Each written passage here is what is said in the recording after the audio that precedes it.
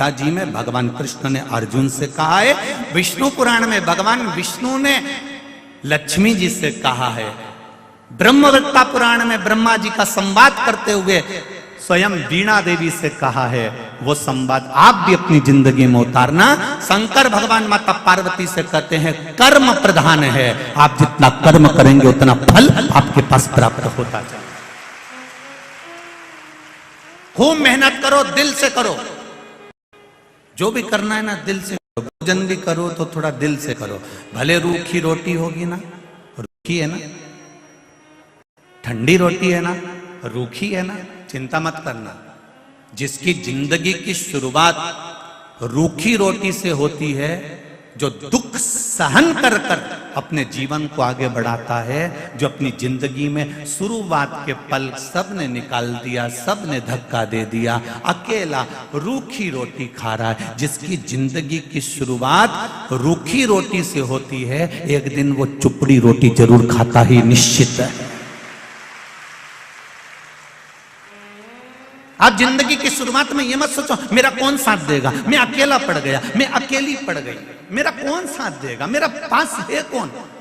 उनके इतने पहचान वाले, उनके इतने रिश्तेदार, उनके इतने हैं, उनके इतने पहचान वाले, उनके साथ में इतने लोग हैं। अरे भाई ये छोड़ दो कि हमारा साथ कौन देगा। साथ देगा तुमने जो शंकर जी के मंदिर में एक लोटा जल चढ़ाया है, जो तुमने शिव भगवान पर एक बेलपत्र चढ़ाई है, जो तुम दिल रखकर शिव महापुराण की कथा में पहुंचे हो, तुम जो दिल से शिव पुराण सुनने वालों का सेवा कर रहे हो, भाव से आनंद से जो तुम गुणगान कर रहे हो, जो राम नाम, कृष्ण नाम, शिव नाम, पंचाक्षर मंत्र, षडाक्षर मंत्र, द्वादशाक्षर मंत्र, महामृत्युंजय मंत्र या श्री शिवाय नमस्तुभ्यम जप रहे हो, वो तुम्हें तुम्हारा साथ देने के लिए तत्पर रहेगा। जिस समय पर द्रौपदी का चीर खींच रहा था, गुरु द्रोणाचार्य भी बैठे थे, भीष्म पितामह भी बैठे थे, उनके पति भी बैठे थे, धृतराष्ट्र गांधारी भी बैठे थे। ऐसा कौन था जो नहीं बैठा था? सब उस सभा में बैठे हुए थे। और रोई द्रौपदी, सबके सामने जाकर रोई। गुरु द्रोणाचार्य से बोला मैंने आपसे गुरु मंत्र लिया है, तुम मेरे गुरु हो, तुमने मुझे गुरु दीक्षा दी है, मेरा चीर खींच रहा है, ये मेरी साड़ी खींची जा रही है, तुम कुछ नहीं बोलोगे? साड़ी देख कर भी गुरु भी कुछ नहीं बोले और पांडव भी कुछ। इतना बड़ा वीर बैठा हुआ था भीम, इतना बड़ा बड़ा योद्धा बैठा हुआ था उस सभा में। भीम जैसे योद्धा भी बैठे हैं, अर्जुन जैसा धनुष चलाने वाला भी बैठा है, तीर चलाने वाला भी बैठा है। विद्वानों में विद्वान धर्मराज युधिष्ठिर तक बैठे हुए थे, नकुल सहदेव तक बैठे हुए थे। सब साड़ी देखते रहे पर कोई बचाने नहीं आया।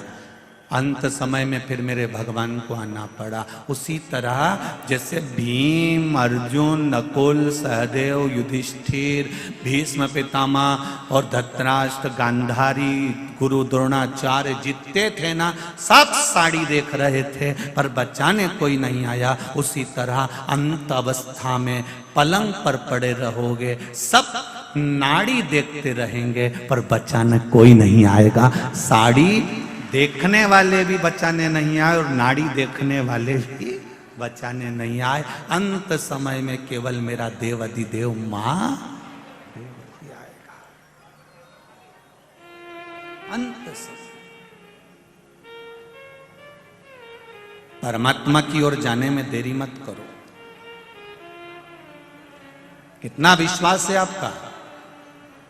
जितने लोग इस पूरे ग्राउंड में बैठे हुए लाखों की संख्या में, इससे डेढ़े पूरे ग्राउंड के चारों तरफ बाहर बैठकर ओटलों पर कथा सुन रहे हैं। जितने अंदर हैं उससे डेढ़े बाहर।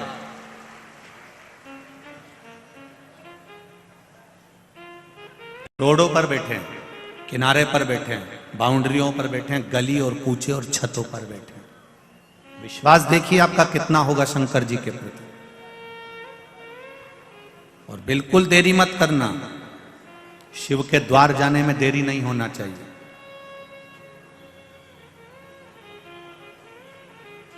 एक एक पत्र आया है, आज और कल का ही पत्र है, देख लीजिए।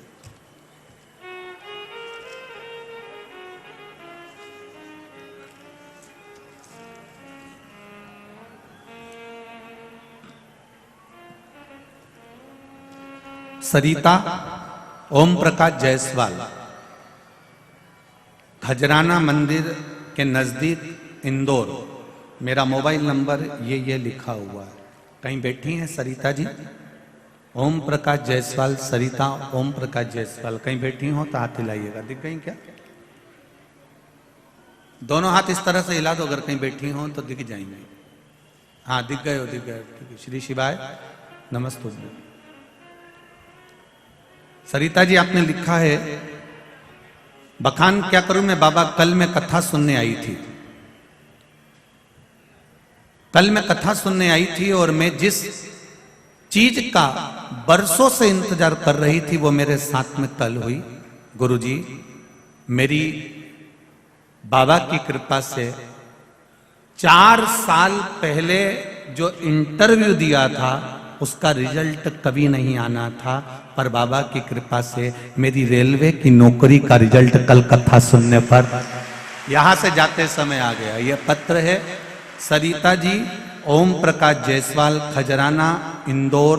मोबाइल नंबर भी आपने दिया है, आपको बहुत बहुत धन्यवाद। बैठिए दीदी। श्री शिवाय नमस्तुभ्यम। बाबा की कृपा, मेरी रेलवे की जॉब का ऑर्डर, नौकरी का ऑर्डर कल आ गया। गुरुजी मैं कथा सुनकर जा रही थी और बाबा ने मेरा हाथ पकड़ लिया। ये शिव है, ये शंकर।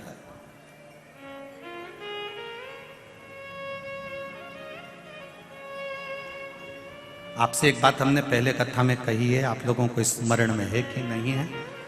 शिव कथा में जाओ,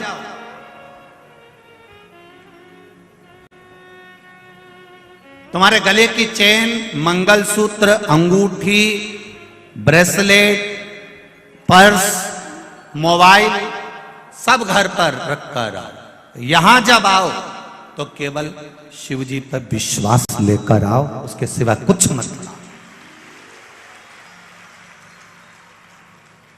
केवल विश्वास लेकर आओ, केवल भरोसा, केवल दृढ़ता, उसके सिवा कुछ नहीं।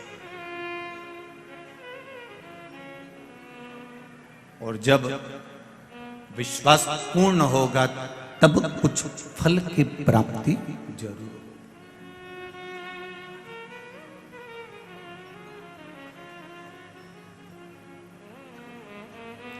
कथा सुनने आते हो और कहते हो कि हम तो भगवान पर पूरा विश्वास लेकर आए हैं, पूरा भरोसा लेकर आए हैं और कथा सुनने आए हैं।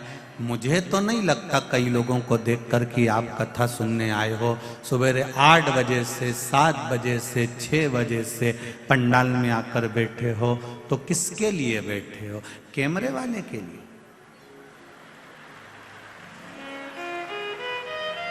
जैसे ही कैमरा तुम्हारी ओर गया, अब कह रही थी कि भगवान हमारी सुनता नहीं है तो कैमरे वाले को सुना। जिसके लिए आए, आप जिसके लिए कथा सुनने आए हो तो कैमरे वाले से कहो। और बाद में कहते हो हम तो महादेव का, हम कथा सुनने गए थे, हम भगवान की कथा सुनने गए थे। अब तुम्हारा ध्यान तो कैमरे पर।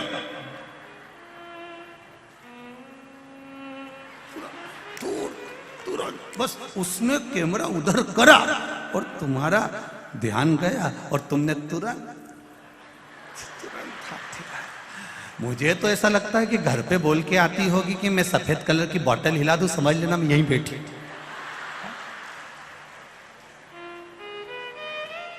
तुम ए सुधर जाओ रे, और नहीं सुधरो तो सिधर जाओ रे, थोड़ा तो सुधरो। और बाद में कहते हो हम तो कथा, उसने दिल से सुनी, एक दिन भी नहीं लगा रिजल्ट आने में। आया कि नहीं आया? ये पत्र आया। और ऐसे कई पत्र पढ़े, अभी तो ये पढ़ने बाकी है, ये तो थोड़े बहुत पढ़े हैं जो पढ़े हुए।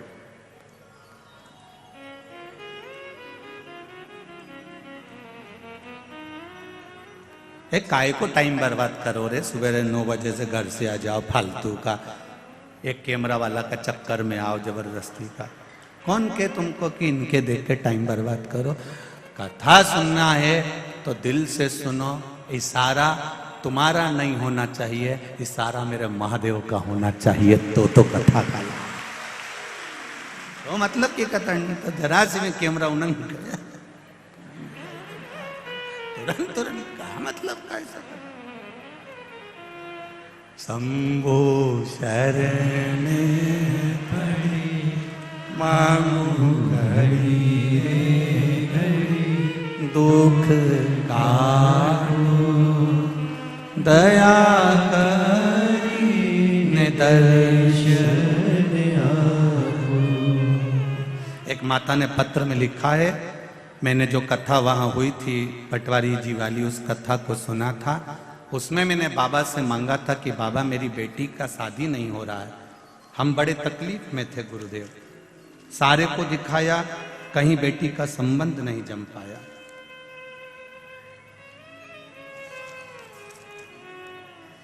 दीपाली राय इंदौर, दीपाली शर्मा इंदौर से हैं जिन्होंने पत्र भेजा, आप ही हैं। श्री शिवाय नमस्तुभ्यम। गुरुवर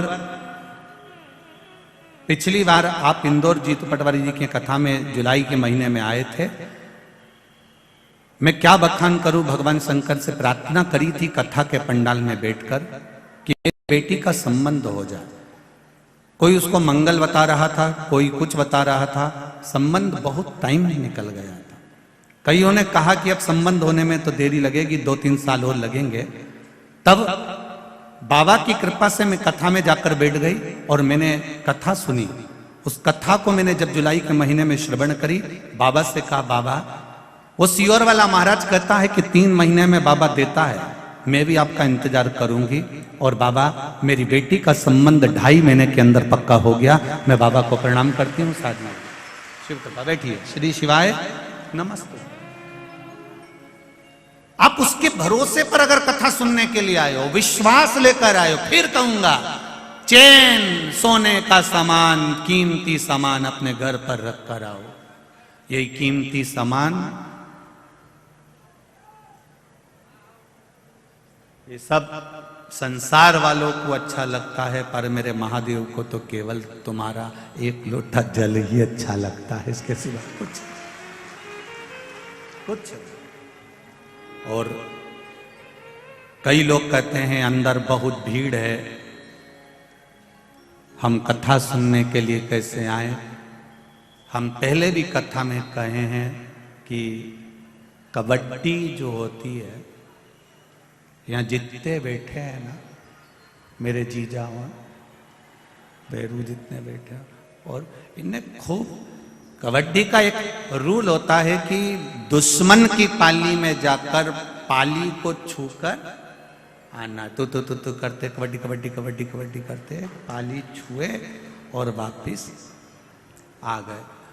जो पाली छूकर आ गया और किसी की पकड़ में नहीं आया तो समझ लो कि वो जीत गया। ये निश्चित है, ये निश्चित था।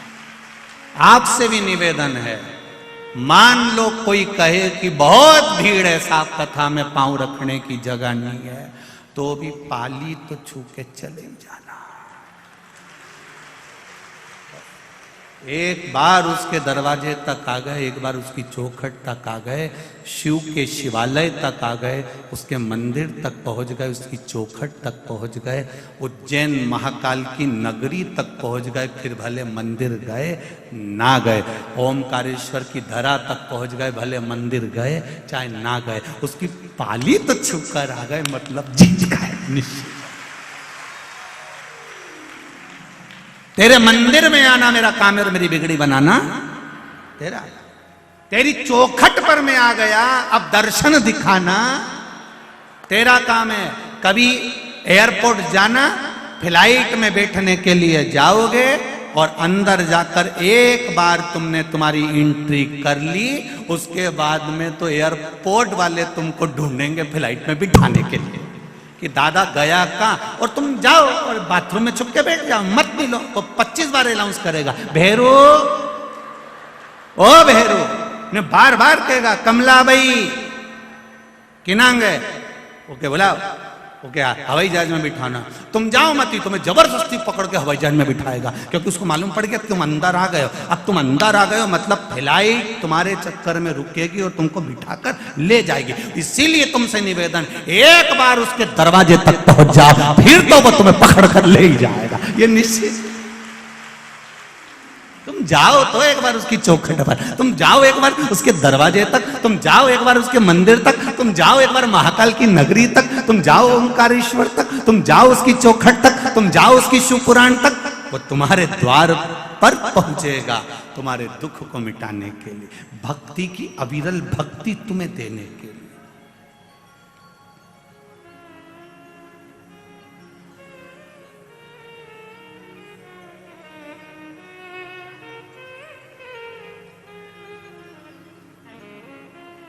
ये जो नजारा है आपका भक्ति का, ये पूर्व में कभी देखा नहीं।